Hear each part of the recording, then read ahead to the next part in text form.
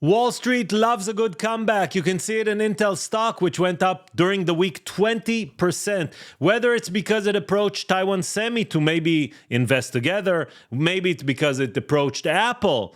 But the comeback bid is alive. Everyone's trying to revive Intel. It was its week. Nike's also trying to lift up its spirits with SKIMS. Started selling this Friday. Let's see on the earnings call later this week if there was a boom in sales with the corporation with Kim Kardashian's brand SKIMS. We also saw Crocs teaming up with Sydney Sweeney, whether her jeans are good for Hey Dude shoes. So that also happened, and the comeback story seemed like maybe this is the season of comebacks.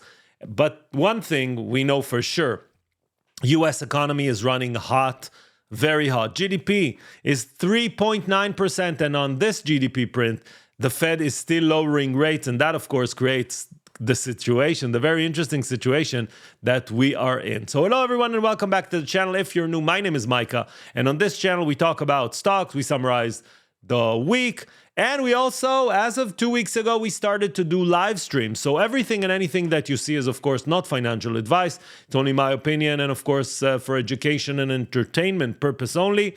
So every week you get a weekly summary, but also there's a live stream Wednesdays. This week, this coming week, we will not have a live stream because of Yom Kippur, but we will continue in the week after. Let's summarize what happened in the major averages. This is how they ended, mainly on the red, but not that dramatic. You can see the Dow Jones down 0.1%, S&P down 0.3%, Nasdaq down 0.5%, and the Russell down 0.67%. Yes, 6.7. Apple, as you can see, is up 4% for the week, and Tesla up 3.36%. While Oracle down 8%, whether it's the rise up that they had, the run up, whether it's the fact that they issued convertible notes, so they're down 8%. Amazon down 5% for the week, Meta down 4.4%, and Google down 3% for the week, without any specific news. Mainly it's I think it's a bit of profit taking and not a lot to think about more than that. Bitcoin down 3% for the week, Ethereum down 4% for the week. Both had options expiration this Friday. Natural gas up, silver up 5%, almost 6% for the week. Crude oil up 4% and gold up 1%. You might say gold is the safety haven, then why is silver up? Well, we have a lot of money flowing into any asset, as you can see, and we're at the end of the quarter. A lot of the changes this week were mainly rebalancing of portfolio for hedge funds. You remember we had the wisdom of crowd? You were also involved in choosing those stocks. Well, the S&P from the beginning of the quarter made around 6.8%, while wisdom of crowd stocks went up 22.9%. Yes, you were involved in it, and if you don't know what I'm talking about, go back to the videos. There is a video called Wisdom of the Crowd, as you can see. You chose the stocks, you were involved in them, and they went up in a dramatic way. You want to know who? Oklo went up 97%, App11 went up 91%, Ethereum went up 60%, SoFi, etc., etc. You can see all the stocks. The three stocks that were red for the quarter, one is BBAI, Archer, and MicroStrategy, meaning that if we draw the line here, all these stocks outbeat the S&P, whether it's AMD, Nvidia, NNE, Apple, Rocket Lab, Robinhood 30%, Palantir, Tesla, Arista Networks, Google, SoFi, Ethereum we talked about. So great catch on the wisdom of crowd, and I'll keep following and of course update you on the progress. On Friday we got PCE. PCE came in as expected. But I think the most worrying line here is the 2.9% for the core PC. It means that the Fed is not able to reduce inflation to their target to 2%. And that, of course, creates that tension between labor market and inflation. Fed Jerome Powell says stock prices appear to be fairly highly valued. Well, did you ever hear a Fed official saying, oh, I think stock prices are cheap, you should buy now? No one rings the bell to buy. We need to know when to buy. And something that's very interesting is autonomous driving. Baidu is looking at Australia to maybe expand their operations. Pony AI is expanding to Dubai. Waymo is expanding to the business side, so businesses will be able to register as businesses and then enable their employees to use it.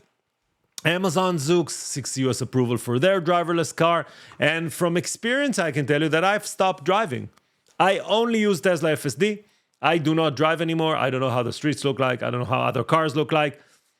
Don't tell the cops, but I'm doing other things during that time. Microsoft is going to embrace Anthropic as part of Microsoft 365, and they're going to provide their customers with the option to choose which AI they want to use. Trump is back on tariff war, 100% on branded and patented pharmaceuticals or drugs that are not produced in the US, 50% on kitchen cabinets, bathroom vanities, and others, and 25% on heavy trucks. Why? Who knows? Why now? Who knows? It doesn't really matter. It is what it is.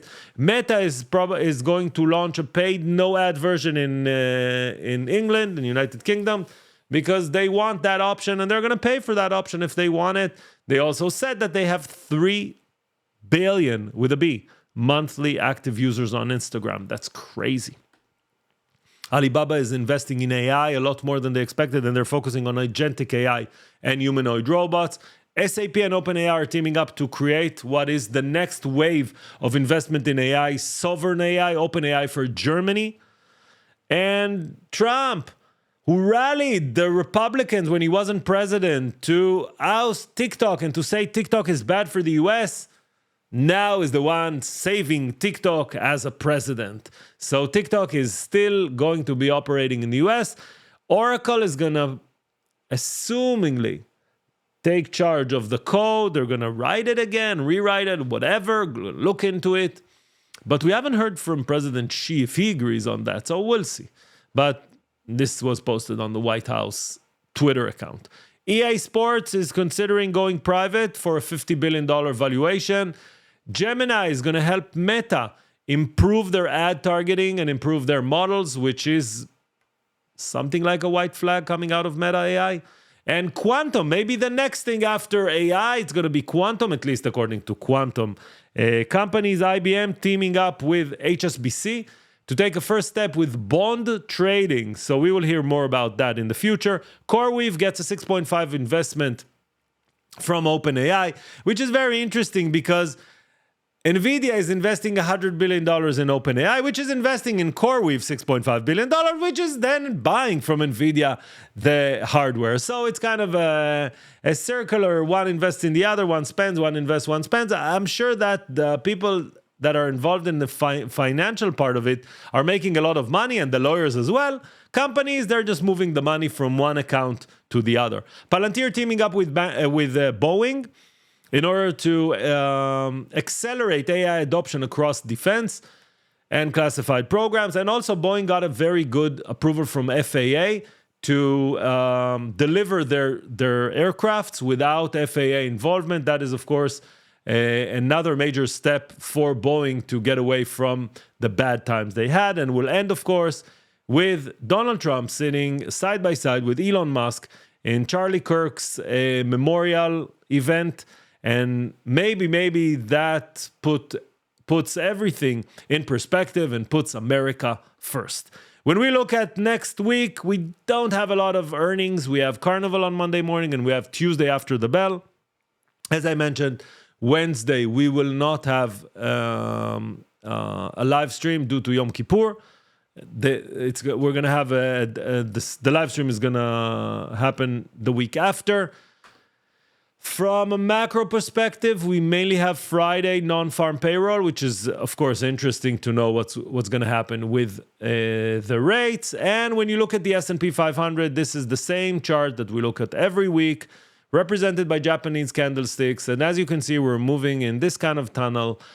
And if after a week that bears try to pull down the S&P 500, try to do whatever they could, and still we ended at 66.43 with a Doji on Thursday. Doji is a candle that represents change of direction.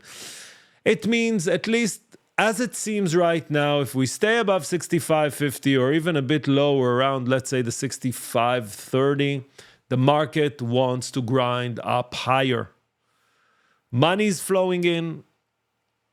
I'm not saying people feel comfortable because they keep saying that the market is expensive and all that, but yet it is what it is. I hope you enjoyed this weekly summary.